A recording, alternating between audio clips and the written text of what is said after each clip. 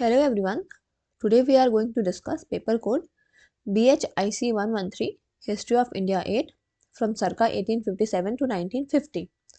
आज हम इसके कुछ क्वेश्चंस करने वाले हैं जो कि आपके दिसंबर एग्जाम के लिए इम्पोर्टेंट होने वाले हैं। तो वीडियो को पूरा देखें। अगर आपको आज की क्लास पसंद आती है तो वीडियो को लाइक करें और चैनल को सब्सक्राइब करना ना भूलें। ठीक है। अगर आप लोगों को इस सब्जेक्ट के गेस्ट पेपर परचेज करना चाहते हैं तो आप क्या करेंगे, सिंपली गूगल में जाएंगे shop.hindustanknowledge.com। ठीक है, ये हमारी वेबसाइट है, आप इस पे चले जाएंगे। यहाँ पे आपको देखिए सर्च कोड का ऑप्शन दिख जाएगा। अब आपका जो भी पेपर कोड होगा आप वो सर्च कर लेंगे। जैसे कि अभी हम देखेंगे BHIC 113। यहाँ पे देखिए आपको इंग्लिश हिंदी दोनों ही मीडियम में क्या है गेस्ट पेपर अवेलेबल हो जाएंगे। आपका जो भी मीडियम होगा आप उस पर क्लिक कर लेंगे। यहाँ पे बाय नाउ के ऑप्शन पे क्लिक करके गेस्ट पेपर को परचेज कर लेंगे। ठीक है। अगर आपको यहाँ से गेस्ट पेपर्स को परचेज करने में कोई भी प्रॉब्लम आती है तो आप क्या करेंगे, आप सिंपली हमें व्हाट्सएप पे मैसेज कर देंगे। हमारा व्हाट्सएप नंबर है 9580023321। ठीक है, ये हमारा व्हाट्सएप नंबर है। आप इस पे मैसेज करके गेस्ट पेपर्स को परचेज कर सकते हैं। अगर आप गेस्ट पेपर और ये वीडियो को अच्छे से कर लेते हैं तो क्या है, आप अपने एग्जाम को आसानी से क्लियर कर लेंगे। तो चलिए शुरू करते हैं आज की class. So the first question is analyse the social reform movement in the 19th century. यानी कि जितने भी आपके सोशल रिफॉर्म मूवमेंट थे 19th सेंचुरी के, उनको एनालाइज करना है। So the 19th century was a period of great social change in India. जो आपका 19th सेंचुरी है वो एक पीरियड था ग्रेट सोशल चेंज का in India. Indian society was affected by many social evils such as caste discrimination, untouchability, sati, child marriage, purdah system and denial of education to women. Indian society क्या थी आपकी, वो affected थी बहुत सारे social evils के द्वारा, जैसे कि caste discrimination, untouchability, sati, child marriage, purdah system and denial of education to women. ठीक है, ये सारे क्या है सोशल एविल्स थे जो आपके 18th सेंचुरी में प्रेजेंट थे 19th सेंचुरी तक। So with the spread of western education new ideas like equality, liberty and rational thinking emerge. यानी कि जैसे जैसे वेस्टर्न एजुकेशन सिस्टम स्प्रेड हुआ तो वैसे आपका क्या है नए नए आइडियाज डेवलप हुए, जैसे कि इक्वालिटी, लिबर्टी और rational thinking. So as a result, many social reform movements started to improve society and remove harmful customs. तो एज अ रिजल्ट हमें क्या देखने को मिलता है कि बहुत सारे जो सोशल रिफॉर्म मूवमेंट्स थे वो स्टार्ट हुए to improve the society and remove the harmful customs. Causes of social reform movement, so several factors led to the rise of social reform movements. बहुत सारे फैक्टर्स थे जिनकी वजह से राइज हुआ सोशल रिफॉर्म मूवमेंट्स का। British rule introduced modern education, newspapers and printings which helped spread new ideas. जो British rule था उन्होंने इंट्रोड्यूस कराया मॉडर्न एजुकेशन को, न्यूज़पेपर्स को और प्रिंटिंग को, जिसकी वजह से क्या हुआ नए आइडियाज स्प्रेड होने में मदद हुई। Social thinkers were influenced bye western values of human rights and democracy. जो सोशल थिंकर्स थे वो इन्फ्लुएंस्ड हुए थे western values of human rights और डेमोक्रेसी से। So the poor condition of women and lower caste also made reform necessary. जो poor condition थी women और lower caste की उसने भी क्या किया, reform को necessary किया। So many reformers wanted to revive Indian society by removing social evils while keeping its cultural values. जो आपके बहुत सारे reformers थे वो इंडियन सोसाइटी को रिवाइव करना चाहते थे by removing the social evils and keeping the cultural values. So major social reform movements and the leader. So one of the earliest reform movement was led by Raja Ram Mohan Roy. जो एक हमें सबसे पहले earliest reform movement देखने को मिलता है वो आपका राजा राम मोहन के रॉय के द्वारा देखने को मिलता है। उन्होंने क्या है ब्रह्मो समाज को फाउंड किया था 1828 में। उन्होंने स्ट्रांगली अपोज किया सती को, चाइल्ड मैरिज को एंड कास्ट डिस्क्रिमिनेशन को। उनके एफर्ट्स की वजह से क्या हुआ, एबॉलिशन हुआ सती का in 1829। Ishwar Chandra Vidyasagar worked for widow remarriage and women's education. Ishwar Chandra Vidyasagar क्या है, उन्होंने आपके विडो रीमैरिज और वुमेन्स एजुकेशन के लिए काम किया है। उनके एफर्ट्स की वजह से विडो रीमैरिज एक्ट ऑफ 1856 आया। He also supported girls education and opposed child marriage. उन्होंने क्या किया, गर्ल्स एजुकेशन को भी सपोर्ट किया और चाइल्ड मैरिज को अपोज किया। Jyotiba Phule and Savitribai Phule worked for the upliftment of low caste and women in Maharashtra. जो आपके ज्योतिबा फुले और सावित्रीबाई फुले हैं, इन दोनों ने क्या है, वर्क किया था for the upliftment of lower caste and women in Maharashtra. They open schools for girls and oppressed caste and oppose Brahmanical dominance. उन्होंने क्या किया, स्कूल्स को ओपन किया गर्ल्स और ऑप्रेस्ड क्लासेस के लिए, ठीक है, ऑप्रेस्ड कास्ट के लिए, एंड अपोज किया उन्होंने ब्राह्मणिकल डोमिनेंस को. The Arya Samaj founded by Dayanand Saraswati in 1875 aimed to reform Hindu society by returning to Vedas. जो आपका आर्य समाज था, ठीक है, उसको फाउंड किया था स्वामी दयानंद सरस्वती ने 1875 में. उनका एम था कि वो हिंदू सोसाइटी को रिफॉर्म करें by returning to the Vedas. It opposed caste by birth, idol worship and promoted women's education and social equality. इन्होंने क्या क्या, caste by birth, idol worship, इन सबको अपोज किया और प्रमोट किया वुमेन के एजुकेशन को और सोशल इक्वालिटी को. The Aligarh movement led by sir Syed Ahmad Khan focused on modern education among Muslims. जो आपका अलीगढ़ मूवमेंट है वो आपका लेड किया गया था बाय सर सैयद अहमद खान के द्वारा. ये आपका फोकस करता है on the modern education among Muslims. He established the Aligarh Muslim University to spread scientific and rational education. उन्होंने क्या किया था, आपका अलीगढ़ मुस्लिम यूनिवर्सिटी को स्टैब्लिश किया था ताकि वो साइंटिफिक और रैशनल एजुकेशन को स्प्रेड कर सके. ठीक है. Impact of social reform movements. So these movements brought significant changes in Indian society. ये जो आपके मूवमेंट्स हैं, इन्होंने क्या किया है, जितने भी आपके सोशल रिफॉर्म मूवमेंट्स रहे हैं, इन्होंने क्या किया है, सिग्निफिकेंट चेंजेस लाए हैं इंडियन सोसाइटी में. प्रैक्टिसेस जैसे कि सती, उसको अबॉलिश कर दिया गया था. विडो रीमैरिज को एनकरेज किया गया था और वुमेन जो एजुकेशन थी उसने इंपॉर्टेंस को गेन कर लिया. सो सोशल अवेयरनेस इंक्रीज हुई and people began questioning blind traditions. और पीपल ने क्या किया, जो भी ब्लाइंड ट्रेडिशंस थे उनको क्वेश्चन करना शुरू कर दिया. So the reform movement also led the foundation for national unity and the freedom struggle. जो ये रिफॉर्म मूवमेंट थे, इन्होंने क्या किया, फाउंडेशन डाला नेशनल यूनिटी के लिए और फ्रीडम स्ट्रगल के लिए. So in conclusion we can say that the social reform movements of the 19th century played a crucial role in transforming Indian society. उन्होंने क्या किया आपके, ठीक है, ट्रांसफॉर्म करने में हेल्प किया इंडियन सोसाइटी को. ठीक है. जो आप, इन्होंने क्या किया, सोशल एविल्स को चैलेंज किया, इक्वालिटी को प्रमोट किया और मॉडर्न आइडियाज को स्प्रेड किया. Although all problems were not solved, but these movements created social awareness and prepared the ground for a more progressive and just society in India. Although सारी problem solve नहीं हुई थी, but जो ये movements थे, इन्होंने create किया social awareness को और प्रिपेयर किया the ground for a more progressive and just society in India. यहाँ पे आपका पहला क्वेश्चन कंप्लीट हो गया. अब हम नेक्स्ट क्वेश्चन की ओर चलेंगे. अगर आपने अभी तक चैनल को सब्सक्राइब नहीं किया है तो चैनल को सब्सक्राइब कर लें. साथ ही में हमारे टेलीग्राम ग्रुप में भी ज्वाइन कर लीजिएगा, जिसका की लिंक आपको डिस्क्रिप्शन बॉक्स में दिया गया है. वहाँ पे क्या आपको सारी क्लासेस की अपडेट मिलती रहेगी.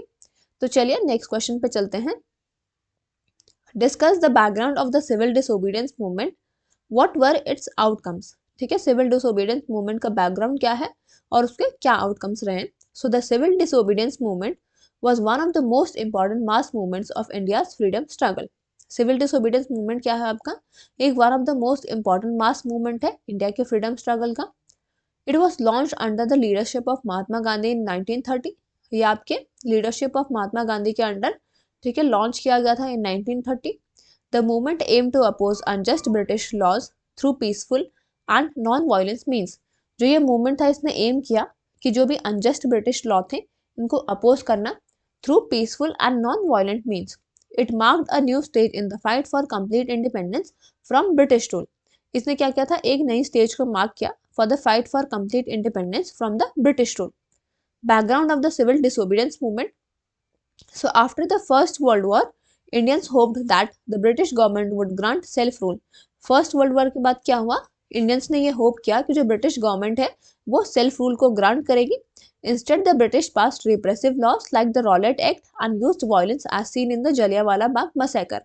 Instead क्या किया, जो ब्रिटिशर्स ने थे उन्होंने पास किया रिप्रेसिव लॉज, जैसे कि आपके रॉलेट एक्ट, और वायलेंस को यूज किया, जैसे कि हमने जलियांवाला बाग मसैकर में देखा.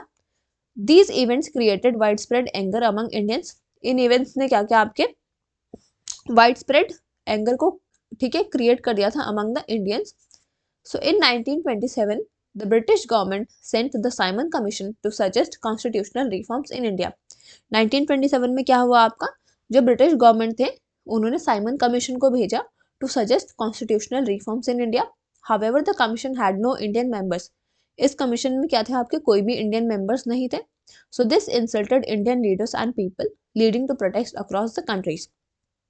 इससे क्या हुआ, जो इंडियन लीडर्स और इंडियन लोग थे वो इंसल्ट हुए, जिसकी वजह से प्रोटेस्ट हुआ ऑल अक्रॉस द कंट्री।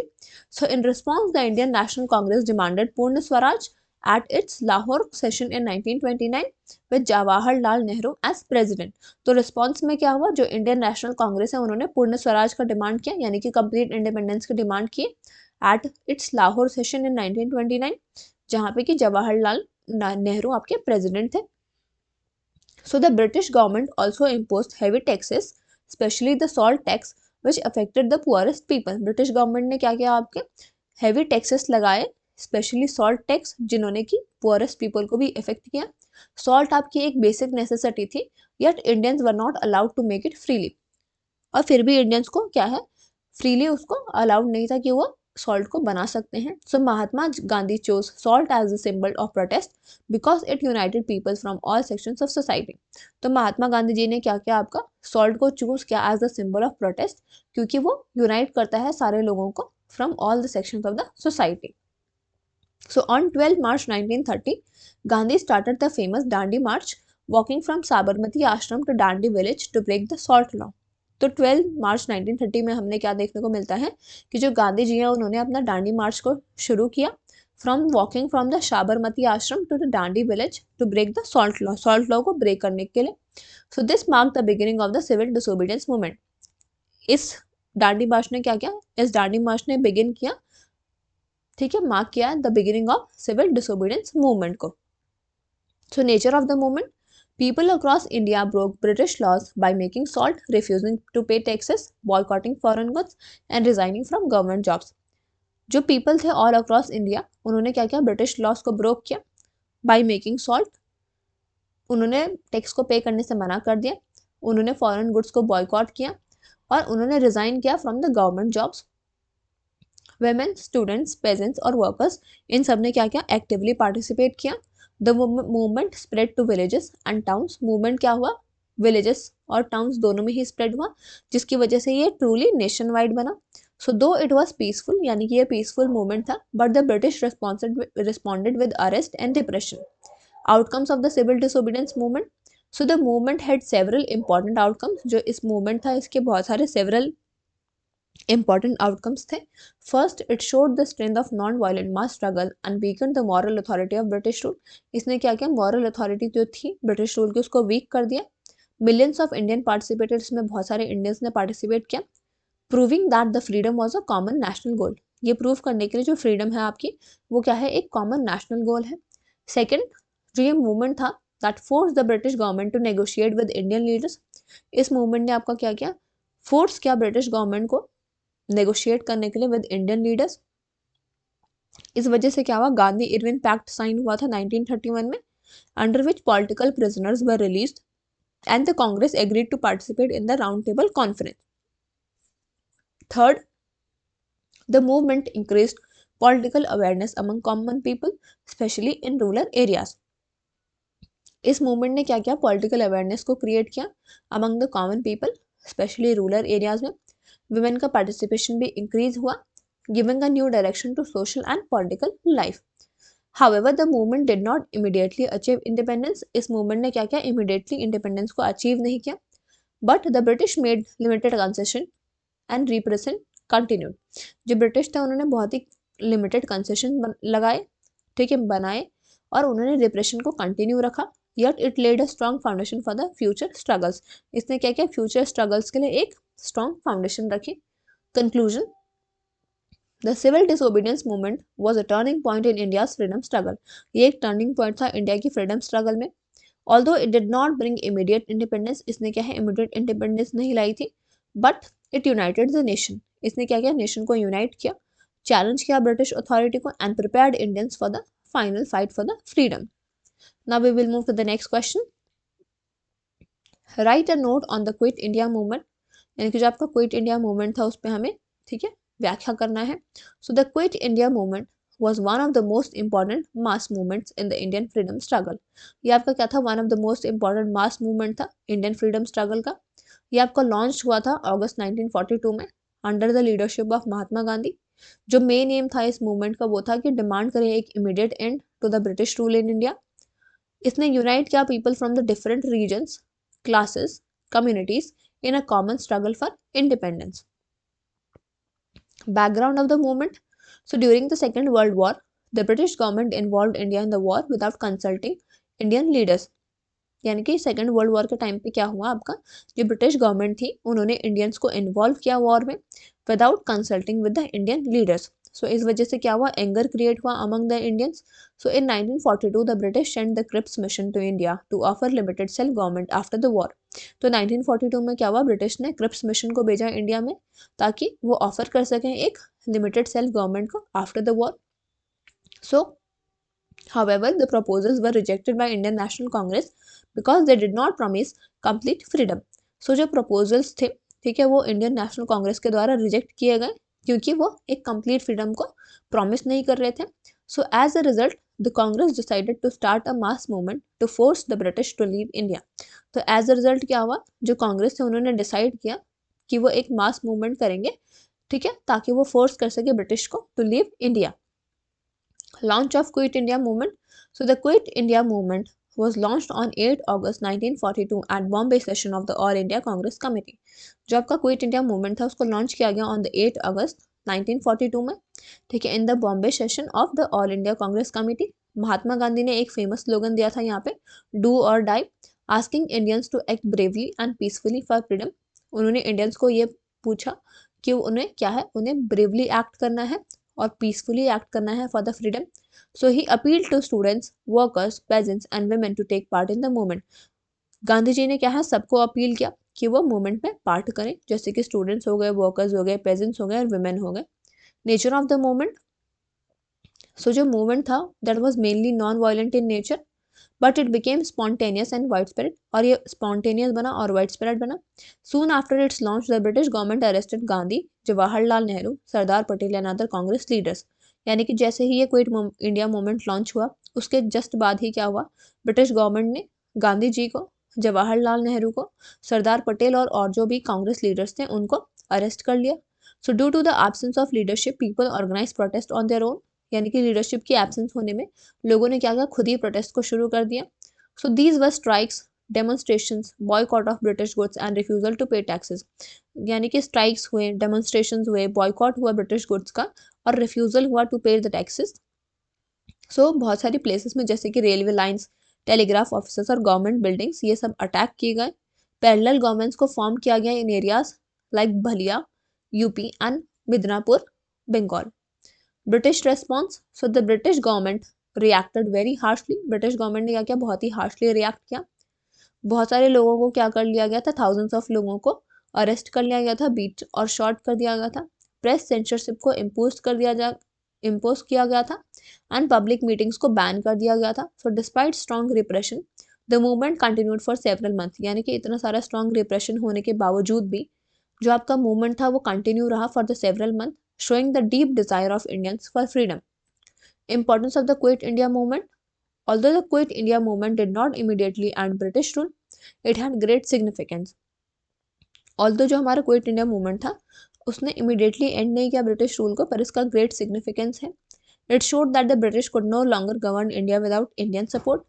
इसने ये दिखाया कि जो ब्रिटिश हैं वो इंडिया को गवर्न नहीं कर सकते हैं बिना इंडियन सपोर्ट के. सो the movement created a strong sense of unity. इस मूवमेंट ने एक स्ट्रॉन्ग सेंस ऑफ यूनिटी को क्रिएट किया and confidence among the people. So after 1942 it became clear that independence was only a matter of time. तो 1942 के बाद क्या है, ये क्लियर हो गया था कि जो इंडिपेंडेंस है वो सिर्फ एक मैटर है of time. Conclusion. The quit India movement was a turning point in India's freedom struggle. Quit India movement का था आपका एक टर्निंग पॉइंट था इंडिया के फ्रीडम स्ट्रगल में. It brought millions of Indians into active politics and weakened the foundation of British rule. Ultimately, it paved the way for India's independence in 1947. Now we will move to the next question. Write a critical note on the development of communist movement in India. So the communist movement in India developed as a response to colonial exploitation, social inequality and the influence of socialist ideas from around the world. जबकि communist movement है India का, वो develop हुआ था as a response to the colonial exploitation, social inequality and the influence of socialist ideas from all around the world. So it aimed to organize workers and peasants and build a society based on equality and social justice. इसने M किया था कि ये ठीक है organise करेगा workers को और पेजेंट्स को, ताकि ये बिल्ड कर सके ऐसी सोसाइटी जो कि बेस्ड हो इक्वालिटी और सोशल जस्टिस पे. However, its growth was uneven and faced many challenges. यानी कि जो इसकी ग्रोथ थी वो बहुत अनइवन थी और बहुत सारे चैलेंज को फेस किया. Early beginnings. So the roots of communism in India can be traced to the early 20th century. जो आपके रूट्स हैं कम्युनिज्म के इंडिया में, उसको हम ट्रेस कर सकते हैं to the early 20th century. Indian revolutionaries living abroad such as M.N. Roy were influenced by the Russian revolution of 1917. जो आपके इंडियन रिवोल्यूशनरीज हैं जो कि बाहर रह रहे हैं, जैसे कि M.N. रॉय, वो इन्फ्लुएंस हुए थे आपके रशियन रेवोल्यूशन ऑफ 1917 से. So this idea slowly reach India. जो ये आइडिया थे स्लोली इंडिया में रीच हुए और इंस्पायर किया उन्होंने पॉलिटिकल एक्टिविस्ट को. सो इन 1920 क्या हुआ, जो कम्युनिस्ट पार्टी है इंडिया की वो फॉर्मली फाउंड हुई. At this stage the movement was small and mainly limited to urban intellectuals and workers. इस स्टेज में क्या था, जो मूवमेंट था वो बहुत ही स्मॉल था और ये मेनली लिमिटेड था अर्बन इंटेलेक्चुअल्स और वर्कर्स में. So the British government viewed communism as a threat and suppressed it through arrest and bans. जो ब्रिटिश गवर्नमेंट थे उन्होंने कम्युनिज्म को एक थ्रेट की तरह देखा और उन्होंने क्या क्या सस्पेंड कर दिया it through arrest and bans. Famous cases जैसे कि Kanpur conspiracy case and Meerut conspiracy case weakened the early organization but also spread awareness about the communist ideas. Growth during the freedom struggle. During the 1930s and 1940s, the communist movement gained strength by working among trade unions, peasants and students. 1930 और 1940 में क्या हुआ, जो आपकी communist movement थे उन्होंने strength को gain किया by working among the trade unions, peasants and students. Communist ने एक एक्टिव रोल को प्ले किया है in workers strikes and peasants movements such as the Tebhaga movement in Bengal and the Telangana movement in Hyderabad. So these struggles highlighted issues of land rights, wages and exploitation. जो ये struggles थे इन्होंने issues को highlight किया जैसे कि land rights, wages and exploitation. However, the communist position during the Quit India movement of 1942 was criticized because they supported the British war effort against fascism. They did not fully support the movement, which reduced their popularity among nationalists. However, जो communist थे उनके position को, ठीक है, quit India movement के द्वारा, quit India movement के time पे क्या है क्रिटिसाइज किया गया, क्योंकि उन्होंने क्या क्या सपोर्ट किया था British war effort against the fascism, but they did not fully support the movement, जिसकी वजह से इनकी पॉपुलैरिटी थी वो रिड्यूस हुई among the nationalist. Post independence development. So after independence the communist movement faced new challenges. यानी कि independence के बाद इन्हें और नए चैलेंजेस को फेस करना पड़ा. The CPI initially struggle to decide its approach towards the Indian state. CPI क्या है, इनिशियली स्ट्रगल किया अपना अप्रोच डिसाइड करने में towards the Indian state. Ideological differences की वजह से स्प्लिट हुआ in 1964, resulting to the formation of the CPI Marxist. So later further splits occur, बाद में और भी स्प्लिट अकर हुए, including the rise of naxalite movements which believed in armed revolution. जो आपके नक्सलाइट मूवमेंट्स हैं ये आर्म्ड रेवोल्यूशन में बिलीव करते हैं. So this division weaken the unity of movement. In divisions की वजह से क्या हुआ, जो यूनिटी थी मूवमेंट की वो वीक हुई. So despite these, communists achieved success through parliamentary politics, especially in states like Kerala and West Bengal. इतना सब होने के बाद भी जो कम्युनिस्ट थे उन्होंने सक्सेस को अचीव किया through parliamentary politics, especially in states जैसे कि केरला और वेस्ट बंगाल में. So they introduce important reforms related to land, education and workers rights. इन्होंने क्या क्या इंपॉर्टेंट रिफॉर्म्स को लाया related to land, education and workers rights, showing that peaceful and democratic methods could bring change. Critical evaluation. So critically, the communist movement in India made significant contribution by raising issues of class inequality and social justice. Critically क्या है, जो communist movement है India में उन्होंने significant contributions करे by raising the issues जैसे कि class inequality and social justice.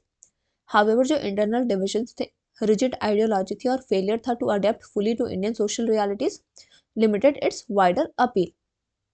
So the use of violence by some groups also led to the state repression and loss of public support. जो use था violence का कुछ कुछ groups के द्वारा, उसकी वजह से क्या हुआ, स्टेट रिप्रेशन हुआ और लॉस हुआ पब्लिक सपोर्ट का। In conclusion we can say that the communist movement in India has had a mixed history. जो कम्युनिस्ट मूवमेंट है इंडिया में, उसकी एक मिक्स्ड हिस्ट्री है। While it played an important role in mobilizing workers and peasants and shaping progressive policies, यानी कि इसने क्या किया, बहुत इंपॉर्टेंट रोल को प्ले किया है mobilizing workers and peasants and shaping progressive policies. Its growth was restricted by internal conflict and strategic mistakes. जो इसकी ग्रोथ थी उसको रेस्ट्रिक्ट किया गया by internal conflicts and strategic mistakes. So even today its legacy continues to influence Indian politics and social movement. तो यहाँ पे आपके जितने भी इंपॉर्टेंट क्वेश्चंस थे वो कंप्लीट हो गए। वीडियो को ज़्यादा से ज़्यादा शेयर करें और चैनल को सब्सक्राइब करना ना भूलें। Thank you.